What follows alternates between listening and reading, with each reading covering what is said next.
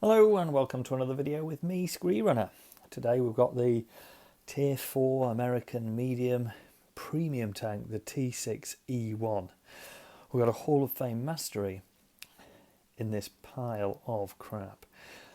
Now, don't get me wrong, it looks stunning. This historical camo on this little Tier 4 looks amazing, and it does look really good, and it is a proper historic tank, precursor to the Shermans.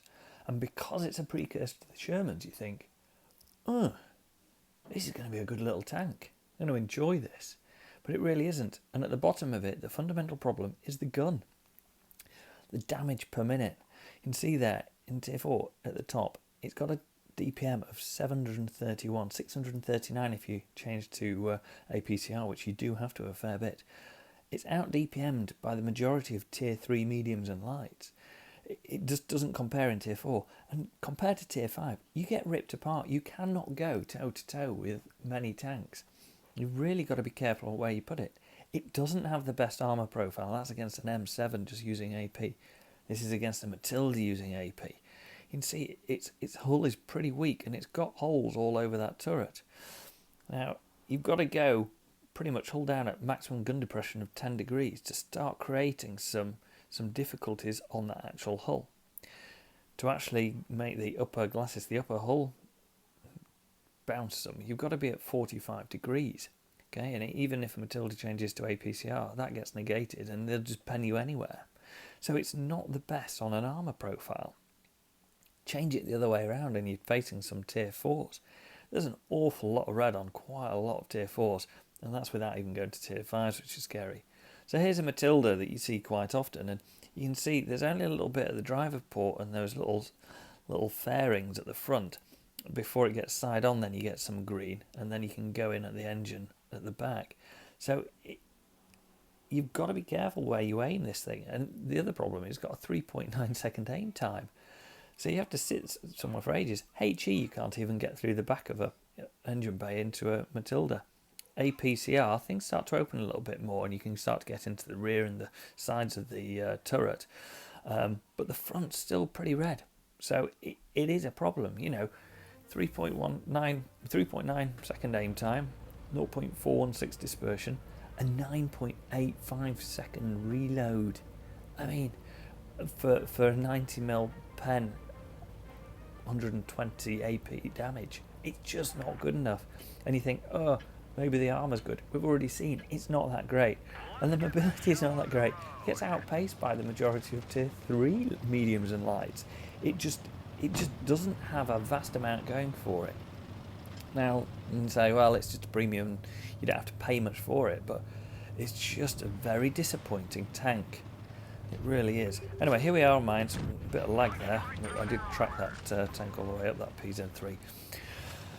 So I moved it up, always come up to the ridge, and then I'm going to sit here whilst I do this reload. You can see that T46 constantly gets in the way of this battle.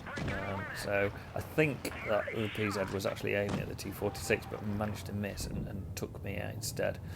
But get that 9.4 second reload, 3.9, whatever it was, 9.85 second reload. Just screaming, going, oh, 10 seconds. 10 seconds. No wonder the DPM's so crap. There we go. Making a guess. So we're going to move up. Once we've got reloaded, start to clear this because quite a lot of the others have gone round. Take my shot, can't reverse out of the way because that blue T46 decided to pull up my ass again. Just blue typical. So T46 then goes and misses, so I'll go up and clear it before the Electro gets in there. So the rest of the Reds really have decided to head round to Cap, which isn't a bad plan for them really. It's going to be 3 all soon.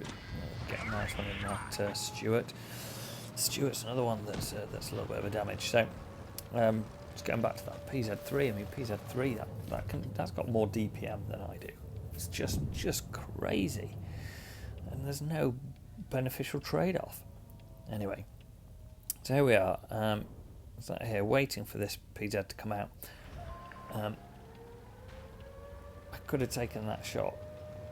But I didn't feel confident it would go through, so decide to manoeuvre around and get out of the way. Start going over. Of course, I get spotted here. Typical that, isn't it? So I'm thinking I might be able to get a different angle on these guys, which I can. And I managed to get 2 bounces there, which is good with an eye roll. So in a nice position now, but they do have 2 full health Matildas. It's 3-all, 4-3 now. But they are capping base. Our Electo is very low health. Our T46 is rubbish. But we're now at least 5-3 up, but those 2 Matildas are still full health. And that is the slight concern with 1 capping. I have to change to APCR here. I'm not going to risk this. It needs to connect. There we go. Okay, happy with that. He still wasn't looking at me here, but he does look round now because, boom, manages to clear that Electo. So, take 1. But I do deal double back. So, but decide not to do that peekaboo with him. I'm watching this other Matilda. If this other Matilda decides to turn around and come back up this way, and I'm here, I'm going to have to leg it pretty fast. Don't want to be stuck between 2 Matildas and the DPM they can put out. So, watching this come off, and I feel alright, semi-comfortable here because I've got that rock to the right, and I've got this Stuart I can hide behind. Should the attention change to me, I can take a shot and then get hidden. But it seems to be under orders to head back and help clear this BT7 and the T46. Get another one on there. Now our T46 decides to go down on the attack. Am I surprised they're dead? Nope.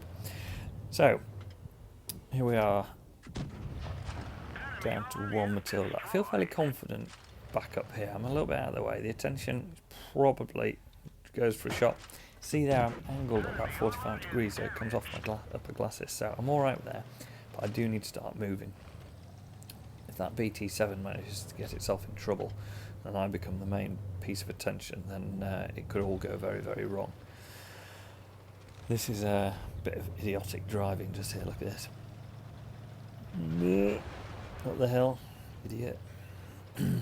But you can see it's not fast. It doesn't get anywhere fast. It doesn't manoeuvre particularly well.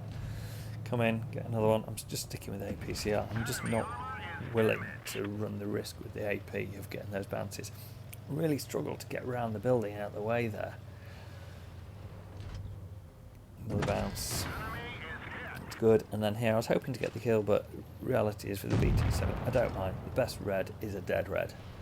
And it's out of the way, but you can see it's not fast, it's not particularly well armoured. You do get some good bounces if you're playing against idiots, but you are reliant on those idiots.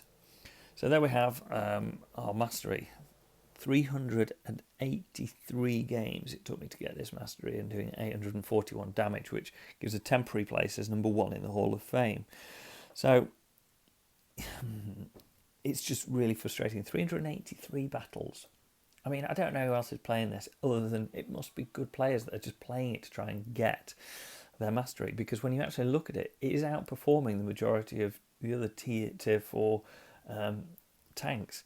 So people are playing it and pushing it, but literally, guys, if it comes up in the store, even if it's like 99p, don't waste your money on it. It is such a frustrating tank. As well as you can do in it, if you want to master it or you want to do well in it, it's just...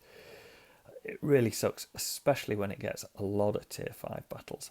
Anyway, thanks for watching. Catch you later.